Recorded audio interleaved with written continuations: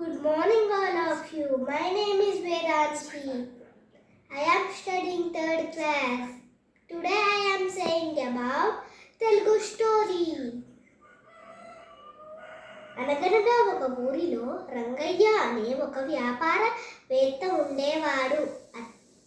అతని దగ్గర కావలసినంత ధనం బంగారం ఉంది. అయినా కూడా ఇంకా ఎక్కువ సంపాదించాలనే ఆశతో ఒకరోజు తన పెరటలో ఉన్న చెట్టు కింద యజ్ఞం చెయ్యసాగాడు. వెంటనే దేవత ప్రత్యక్షమై ఏం వరం కావాలో కోరుకోమన్నది. వెంటనే రంగయ్య నేను పట్టుకున్నదల్లా బంగారం కావాలన్నాడు. దేవత సరే అని చెప్పి అదృశ్యం అయిపోయింది. వెంటనే రంగయ్య తన పెరటలో ఉన్న పువ్వులను ముట్టుకున్నాడు. అవి బంగారపు పువ్వులుగా మారిపోయాయి. కొంచేపటికి దాహం వేస్తుందని కిచెనులో ఉన్న నీళ్ళ గ్లాసు ముట్టుకోగా అది కూడా బంగారంగా మారిపోయింది. కొంచేపటికి ఆకలి వేస్తుందని అన్నం ముందు కూర్చోగా అది కూడా బంగారంగా మారిపోయింది.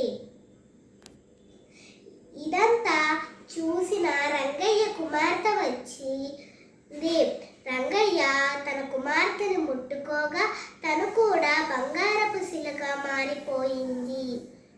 ఇదంతా చూసిన రంగయ్య చాలా బాధపడి మరునాడు యజ్ఞం చెయ్యసాగాడు. దేవత ప్రత్యక్షమై మళ్ళీ ఏం వరం కావాలో కోరుకోమన్నది. రంగయ్య నాకు ఏమీ వద్దు, నీ వరం నువ్వు వెనక్కి తీసేసుకోమన్నాడు. దేవత సరే అని చెప్పి అదృశ్యమైపోయింది. ఆ రోజు నుంచి రంగయ్య హాయిగా ఉన్నదాంతో సంతృప్తిగా జీవించసాగాడు. ఫ్రెండ్స్, ఈ కథలో నీతి ఏమిటంటే దురాశ దుఃఖానికి చేటు. ధన్యవాదాలు.